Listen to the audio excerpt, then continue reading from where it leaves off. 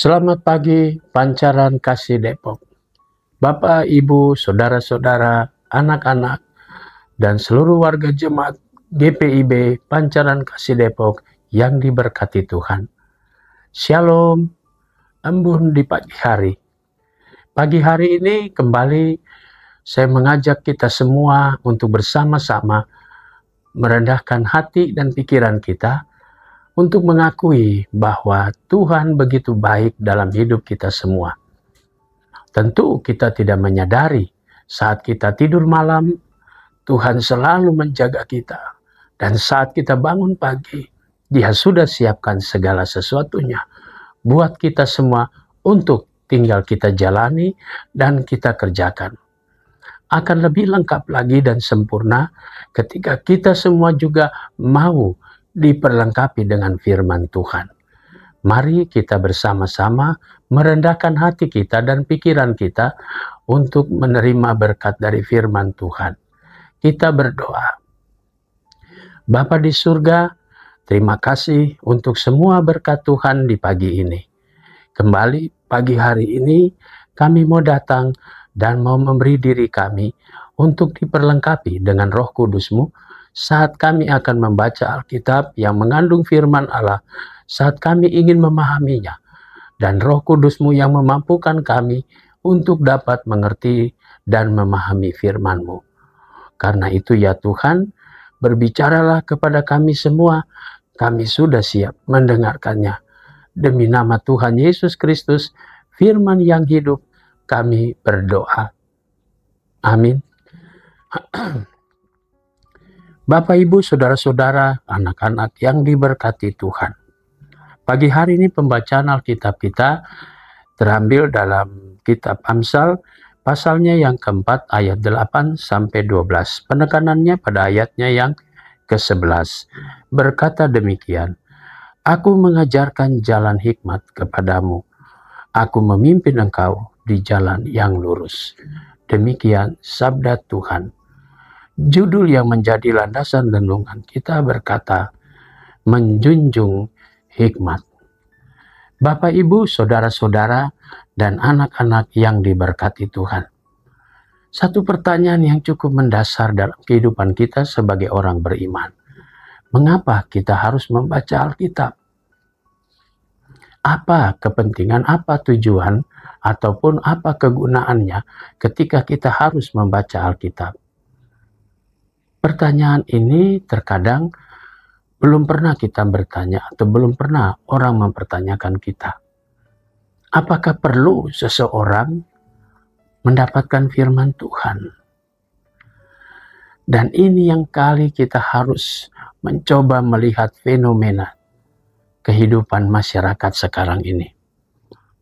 Tak sedikit orang yang selalu berperilaku yang awalnya baik, kemudian menjadi beringas. Tak sedikit anak-anak yang kemudian yang seharusnya mereka mengecap pendidikan, tapi mudah terombang-ambing untuk melakukan tindakan kejahatan. Kalau ditanya, apakah mereka beriman? Ya tentu. Apakah mereka beragama? Ya tentu. Pertanyaannya, apa maknanya? Sehingga pada akhirnya agama itu atau firman itu atau iman itu hanya sebagai tempelan saja atau sebagai perhiasan ketika orang akan melihat kita lalu kita menggunakan atribut agamis bahwa kita ini orang beriman. Tapi perilaku kita, tindakan kita tidak sama sekali. Tidak heran kalau ada banyak juga orang jatuh dalam tindakan korupsi. Apakah mereka yang melakukan korupsi, misalnya, mereka tahu bahwa Tuhan juga ada yang melihat dia? Pertanyaannya seperti itu. Apakah mereka beriman? Iya, mereka beriman. Apakah mereka juga beragama? Tapi pertanyaannya, apakah mereka takut akan Tuhan? Nah, ini menjadi pertanyaan penting. Karena dengan situasi fenomena sekarang, tak sedikit orang yang kemudian belakangan begitu terjerumus, dia baru menyadari, baru dia mengingat Tuhan. Ini tantangan buat kita semua dalam mempersiapkan generasi-generasi muda.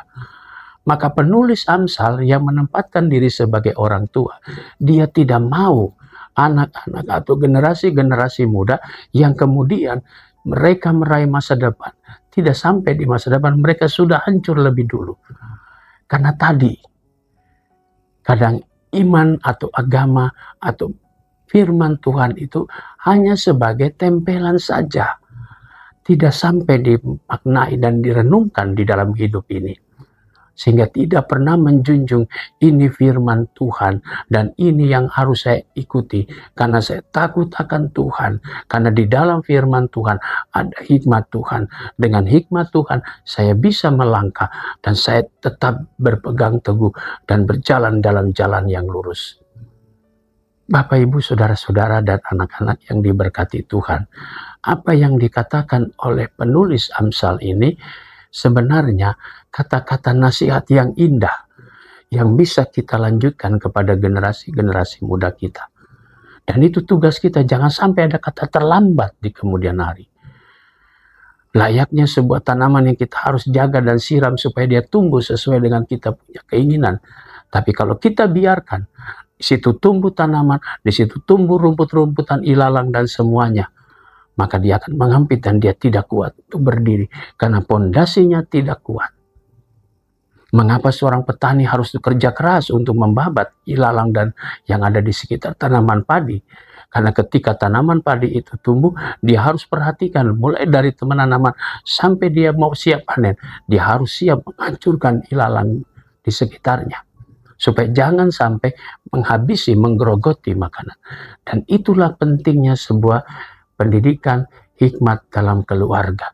Hikmat dari Tuhan itu yang membuat anak-anak tidak mudah untuk diombang-ambingkan. Dan itu yang dikatakan, mari kita menjunjung tinggi pendidikan, mari kita menjunjung tinggi hikmat Tuhan. Karena dia akan membentuk seseorang bukan saja menjadi orang yang cerdas, tapi menjadi orang yang takut akan Tuhan. Bagaimana dengan Bapak, Ibu, saudara-saudara, dan saya? Sudahkah siapkan generasi kita yang cerdas, tapi juga takut akan Tuhan? Tuhan Yesus memberkati. Amin. Mari kita satu dalam doa. Bapa di surga, terima kasih untuk firman-Mu. Pagi ini kami mau berdoa untuk jemaat-Mu, Pancaran Kasih Depok. Kami berdoa untuk majelis jemaat, diaken, penatua, para pendeta, selaku pimpinan di lingkup jemaat. Tuhan berkati pelayanan kami bersama. Berkati keluarga dan karya kerja kami. Kami berdoa juga untuk unit-unit misioner. Kami mau berdoa juga untuk badan pemeriksa perbendaharaan jemaat, pegawai kantor gereja, koster, dan keamanan. Tuhan Yesus memberkati semuanya. Para pendeta emeritus, pendeta gereja saudara, diberkatilah keluarga mereka semua dan pelayanan mereka. Kami mau berdoa hari ini untuk jemaat Tuhan. Kami mau berdoa untuk jemaat-Mu yang ada di sektor Hermon. Tuhan memberkati keluarga Bapak Amir Simbolon, keluarga Bapak Andrew Victor Christian Abraham Tumengkol, keluarga Bapak Apul Robiatno Sinaga, keluarga Bapak Benyamin Beni Afandi, keluarga Bapak Kristianto Nikolas, dan keluarga Bapak Dahlan Hutapea. Diberkatilah keluarga-keluarga ini dengan berkat-berkat Tuhan. Kami berdoa juga untuk jemaat Tuhan yang sakit. Sektor Peniel, Oma Kosie Haspers, Ibu Tiorodiani Dewata Opir, Sektor Yeriko, Ibu Maria Magdalena Nikiulu, Bapak Edward Risi, Bapak Yese Dani Huai, Ibu Yomima Tenu Pasanea. Tuhan memberkati orang-orang tua kami, saudara-saudara kami yang dalam keberadaan tubuh mereka yang lemah. Tuhan Yesus memberkati. Kami juga mau berdoa untuk jemaat Tuhan yang pada hari ini merayakan ulang tahun perkawinan. Keluarga Bapak Danio Dakrus Latul. Tuhan memberkati sukacita keluarga ini atas pertambahan usia perkawinan mereka. Hari ini kami berdoa untuk jemaat Tuhan yang merayakan ulang tahun kelahiran saudari Sarita Kristiani Sembiring, Bapak Harun Mandabayan, Bapak Robert Wairata, Saudari Esther Virginie Paulina Purba, Saudari Rensye Elsienda Sasabone, Saudari Mika Septiani Marpaung, Saudari Meli Pasaribu, Saudari Seli Pasaribu, anak Marco Julius Aipasa.